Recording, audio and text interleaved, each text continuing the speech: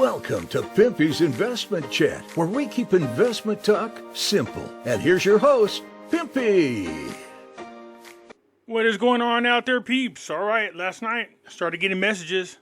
People are telling me, hey, Pimpy, what do you know about the Iraqi dinar revaluing today? Or I should say tomorrow, but meaning today. What are those people saying out there in the dinar community now? What do you mean? Yeah, rumor is that the revaluation was either going to happen last night sometime or today. Amongst 50 other questions that were asked of me.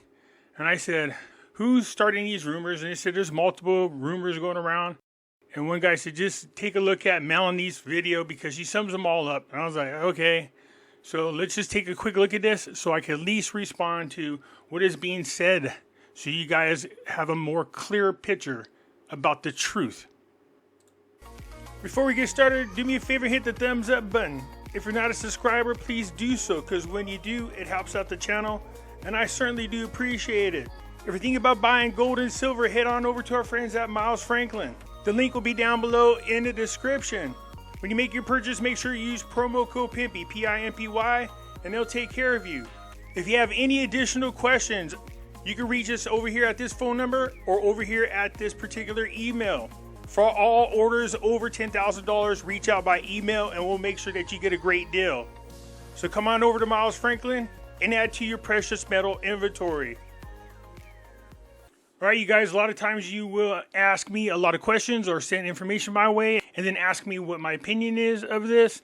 So let's go ahead and address some of these things. This is Ronaldo. He's saying that Kuwait, remember back in 91, the Kuwait government put misinformation, disinformation, confusion, and even denied a revaluation was ever to happen. And boom, it revalued on Sunday, March 24th.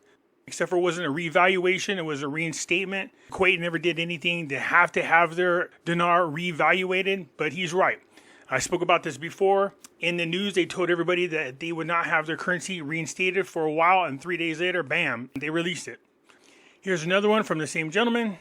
The Iraq Council of Ministers did amend the 2024 federal budget during the extraordinary session and will send it to Parliament within a week. However, Parliament might need an extra 2 to 4 weeks to approve it. Remember, Sudani government is buying time as the House of Representatives Parliament cannot approve a damn thing from the 2024 budget without the dinar rate change. Okay, there we go. They sure the hell can approve. They've been approving budgets going back 20, 25 years or whenever. They don't have to wait for a new exchange rate for it to get approved. That's just one of those misleading things. I mean, we hear this every December. We hear a rate change is going to happen before the New Year's. It has to happen because they can't continue with this low exchange rate. Then January comes and they say, what? Oh, it's going to happen by the 15th or the 16th. It has to happen because they need a new exchange rate for the new budget. Then all of a sudden we hear it's March the 16th, April 14th, because this is actually their fiscal period. And they need a new rate. Every month they tell you guys the rate change is coming. They can't do anything without an increase in their exchange rate. Isn't that what they tell you? They tell you this all the time. And it's wrong. I've shown you guys a zillion times that Iraq moves on, continues to rebuild, continues with reconstruction. They have done projects in the past with a low exchange rate, and they'll continue to move forward with a low exchange rate if need be. Okay? All right, so Melanie's video, I mean, it was quick and got to the point, but it also covered some areas I need to get straightened away with you guys. So let's move forward. My name is Melanie Hines. I used to be in corporate America. I used to audit banks. I used to audit governmental entities. I have a lot of varied experience through my work with Pricewaterhouse, global billion-dollar companies. I was offered the CFO position after I left there, after my parents died, and they offered me the CFO position 3 times before the age of 32. I find this so hard to believe. She has no understanding of financing whatsoever.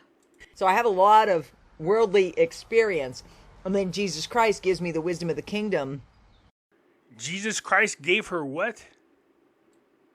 Worldly experience. And then Jesus Christ gives me the wisdom of the kingdom that brings us all to bear. That brings us all to bear? What are we bearing? You know, if she got the wisdom of the kingdom, then how could she be so wrong all the time? and I have a prophetic gift ever since Jesus Christ showed up in my Jeep on February 22nd of 2000, and he told me to tell you all the Iraqi dinar is absolutely done. So what does that do? That gives you time between the time he decrees and declares it through me. Wow, through Mel. So we have to wait for Melanie to tell us when it's being decreed. Okay. So as long as you guys are aboard with that, according to Mel, we must wait for her magical words from the good Lord above. That, or we got to wait for Mark Z's friend, Mr. C, to give us codes. I don't know who we're waiting for first. Are we waiting for the codes first? Or are we waiting for word from God coming through Melanie? Is that what we're being told now? So these are articles right out of Iraq, verified. Now, yeah, we can't trust the news. We know that. So these are articles coming straight out of Iraq that have been verified, and we're not to trust the news.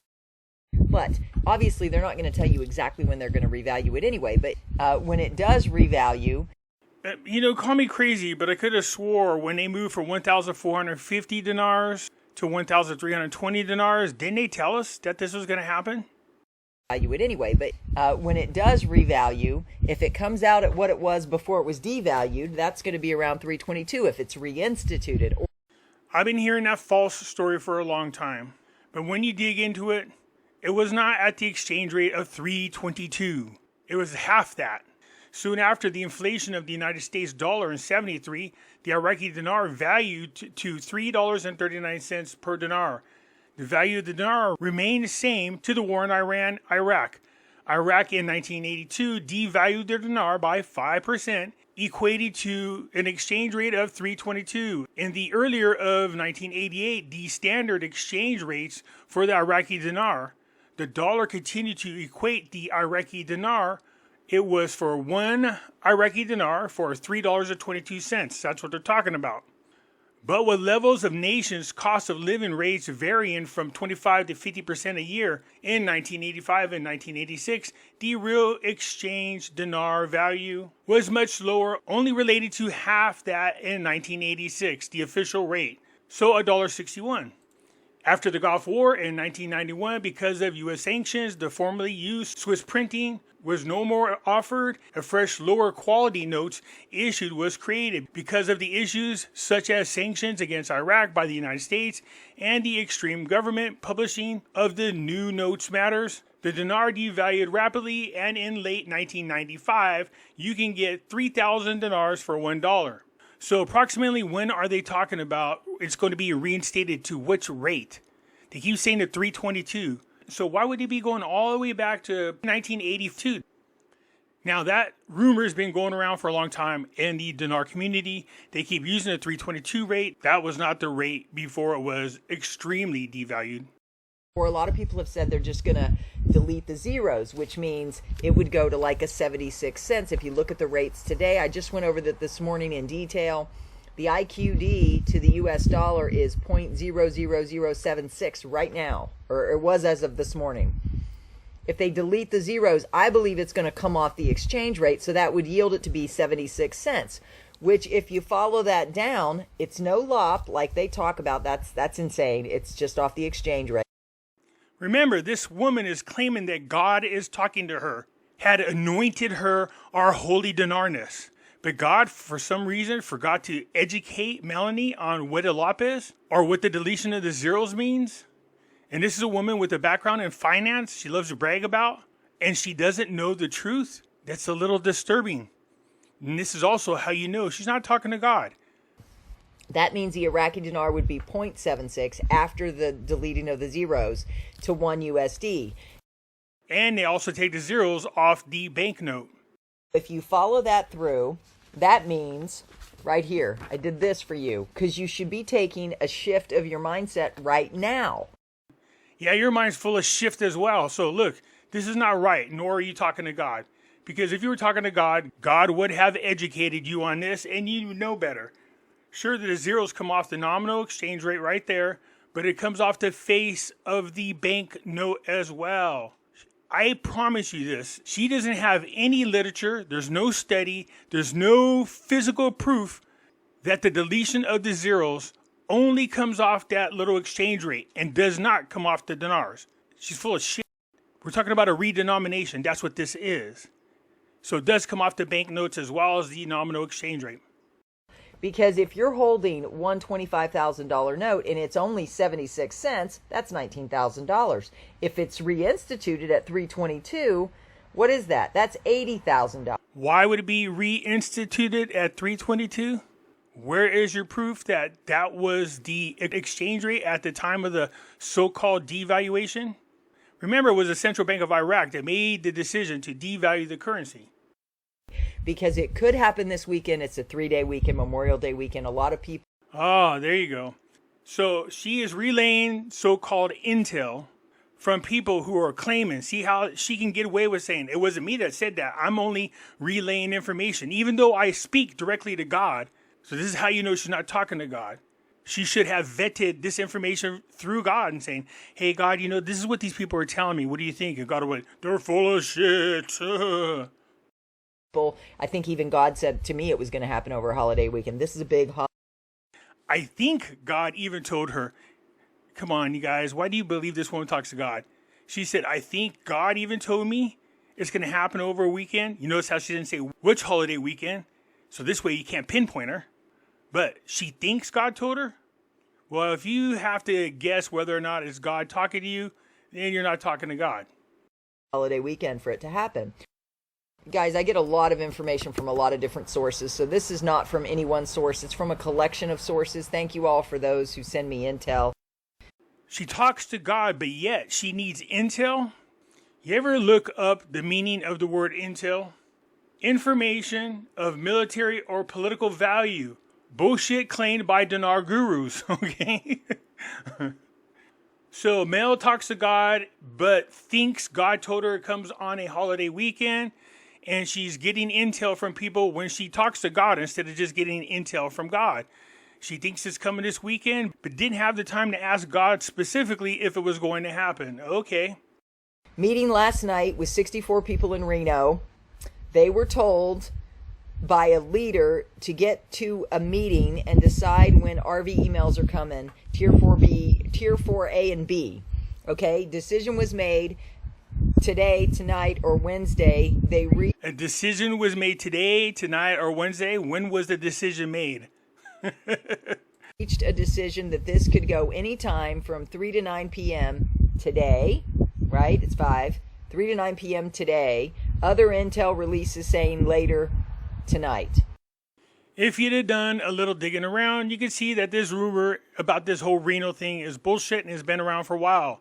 So I snipped this off an article I was reading. It said the mention of Reno in relations to the Iraqi dinar investment is often associated with a scam tactic used by dinar gurus to add a sense of legitimacy and urgency to their schemes. In the context of Iraqi dinar scams, mentioning Reno as a location for exchanging or purchasing dinars is a common ploy used by scammers to create an illusion of official government involvement or endorsement by claiming that individuals need to travel to Reno or other specific locations for special exchanges at high rates. Scammers aim to instill a sense of exclusivity and urgency amongst potential investors. This tactic plays the idea that approximating to government centers or financial hubs lends credibility to the investment opportunity. Additionally, referencing military bases or government institutions in Washington, D.C. further enhances the perceived legitimacy of the scheme by suggesting that exchanges or transactions are linked to official entities. Scammers seek to disarm skepticism and encourage individuals to partake in what they believe to be a lucrative opportunity. So the whole Reno thing is a scam, you guys. So this was Mark Z. Guru Frank said Iraq is working out of 2 sets of books, one at $13.10 and one with a float of over $3 US, Mark Z. I wholeheartedly agree with Guru Frank. It's the only thing that makes logistical sense. Now, mind you, she's claiming she's talking to God. And in addition to that, she loves to brag about her great worldly knowledge in business and finance. Using the term logistical sense to describe keeping 2 sets of books for bookkeeping is inaccurate and misleading. Logistical sense implies efficiency, transparency, and proper management practices, which are contrary to the deceptive nature of maintaining dual sets of books. The act of keeping two sets of books goes against ethical accounting principles and can lead to severe legal consequences if discovered. Mind you, she talks to God and she claims to have all this experience in finance, but didn't know that what she's talking about does not make logistical sense.